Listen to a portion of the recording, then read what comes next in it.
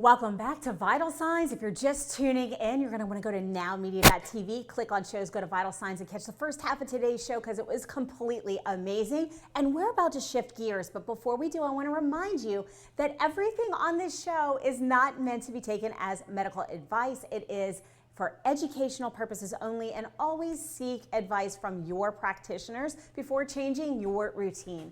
Without further ado, I want to welcome back one of our guest experts who is an expert in all things sports, nutrition, and peak human performance, Bryan Fetzer. Welcome back to the show. Jen, thanks for having me. Excited to be back. Well, I'm really excited to dive into this particular topic because it's very timely, right? We're moving into the holiday season. Things are really crazy. It's been hard for us to balance all the things in life, and now we have that added layer of things to do. So let's talk about simplifying fitness and nutrition today because this is your extreme expertise. So I would love to hear from you. What are some ways that we can balance fitness and nutrition, which feels overwhelming and time consuming in a normal day, but add the extra stress and time constraints of the holidays? How can we really balance that and simplify that for us? Well, one of the biggest things is just do something. Nike came up with the slogan years ago, just do it. Just do it. Just do something. All of us take phone calls. All of us have some kind of situation where we're taking a meeting as a business person. Walk. Just simply go for a walk. It's great to go for a walk post meal at nighttime to help the digestion, kind of get things going in that direction if you have that opportunity. And it's Christmas season, right? People are at malls, people are shopping. Don't think that going to a mall or instead of buying something online per se, which is kind of a slam to us since we're an e-commerce business, but hey, go to a mall, go to a shopping center, and just walk around. Do some extra walking to kind of get some steps in, burn some calories, and do something of that nature. Everybody seems to have this. Hey, it's the beginning of the year. We're going to sign up for a gym membership. Be realistic. If you don't think you're going to be going to a gym on a regular basis, do something as simple as buy some dumbbells that you can walk with and do something at your house. There's lots of apps on TV that you can do in the comfort of your own living room where you don't have to be embarrassed of whatever, fitness level you're at.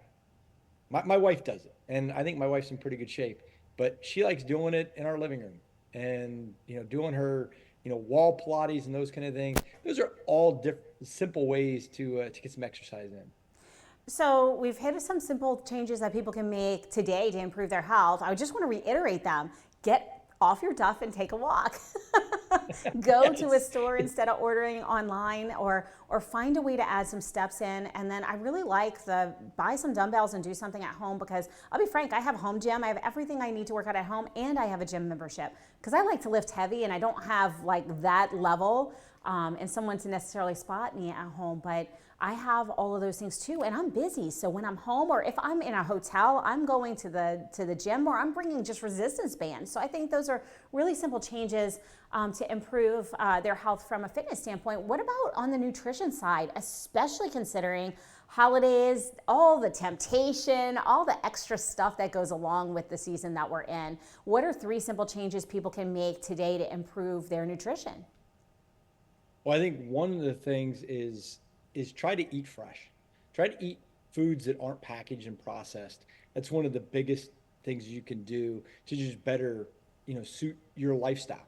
You know, get fresh stuff. If you have to go and look on a box, and then the other thing I think is look what the ingredients are.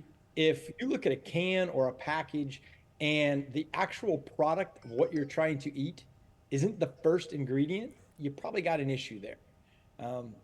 Right now, I mean, people wonder why there's so much quote unquote flu season, and it's the sick season. But when you start looking at what happens from October, where you have Halloween, lots of sugary foods, then you go into Thanksgiving, it's overindulgence, but there's more sugary foods. Then you go into Christmas and there's candy and so forth. And then it goes into February, it's Valentine's Day, and there's more candy. If there's one thing that you can kind of see that's kind of a commonality of all those, is sugar.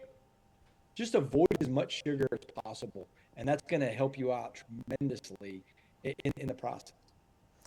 So I just want to kind of reiterate a couple of things because I think there were really good highlights. Like, really look at the ingredients on the buying, and if what you're buying is not the first ingredient, then run away.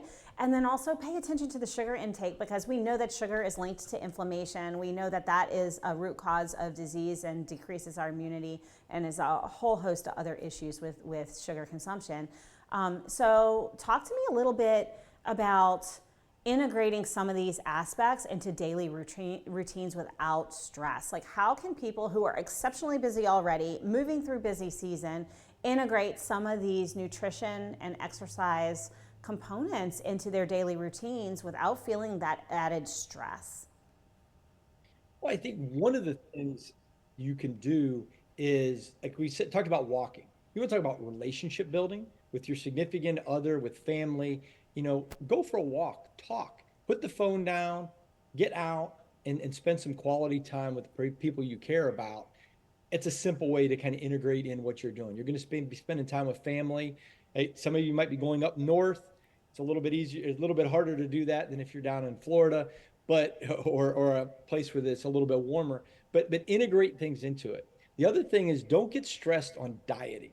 Dieting is a word or a phrase that destroys the willpower of so many people. It's really about changing how you eat as opposed to, hey, I'm going to go on a diet.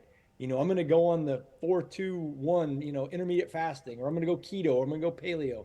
Well, the reality of it is you're traveling a lot over the holiday season. That's going to be really hard to stick to it. And plus, a diet is a temporary fix. You got to change how you eat. The other biggest thing in the holidays and during this time of year is eating out. You have a better control of what you can put in your body if you eat at home. If you cook the meals. A lot of times when you go out to restaurants, they're saturated in seed oils, or there's tons of extra additives put in there to lessen the cost of a meal. Where you can do the same thing, you can make the same meal at your house. Get a little creative. Have a family night where everybody kind of cooks together. There's some simple ways to kind of integrate in what you're doing, but go work out with a family member. You mentioned you have a gym membership. We have a gym membership as well as a family, and my wife and I will go work out a lot of times together. We might do separate things. We might do separate instances. She takes classes. She likes that. I'm not a class person. I'd rather lift weights. But it's a way at least going together to not only hold each other accountable, but to give each other encouragement, which a lot of times that's what we need. Yeah, I mean, I'll be frank. My husband and I, we go to the gym together, and he likes to walk on the treadmill. I can't. If I'm going to do cardio, anything or walk, I'm doing that outdoors. And so I'm with you. I'm the one hitting the weights, but it adds that additional level of accountability that we don't have, because a lot of us think we're accountable to ourselves, but the reality is when we have somebody who's relying on us as well, that is so much more powerful. So I love that you brought that up. And I'm going to ask you one final question before we do have to break. And that's, talk to me about common nutrition myths that we have, especially if it's around holidays, that we should stop believing right now. Well, one of the major common myths is what's said on TV is 100% correct. You have to realize that ads are there for a reason. Just because they tell you what you want to hear, they tell you something, it doesn't necessarily mean it's true. You really got to do your own research. That's one of the big points. The other point is avoiding fats is all important, because you really need fat in your diet. It's the thing you want to avoid really is the sugars. Say no to some of the sugaries, the processed sugars. When you talk about getting some good sugars, have fruit. As opposed to having an apple pie, just have an apple. As opposed to, all these sugar laden desserts that you might be able to do, make a fruit salad and put fruits and nuts in there that have some good healthy fats in, and that have some good natural sugars in them, as opposed to not. Look at ways you can substitute. I know applesauce is a great way to substitute. Unsweetened applesauce is a good way to substitute in some baking plans. There's a lot of different ways that you can go about it from that standpoint to kind of make the foods you're eating a little bit healthier and kind of avoid some of the myths that are out there when it comes to nutrition. And I just want to kind of comment on that too, Bryan, because it's so right. And when we get out of all of that extra added sugar, it's amazing how many other flavors that we're able to taste when it's not encumbered by that sugar. And honestly, I cut sugar years ago, and fruit tastes like manna from the heavens. Now when I have a dessert, it's overwhelmingly sweet, almost so sweet that it like is painful to me. And so it really is those small changes. And if you have a terrible sweet tooth, that used to be me.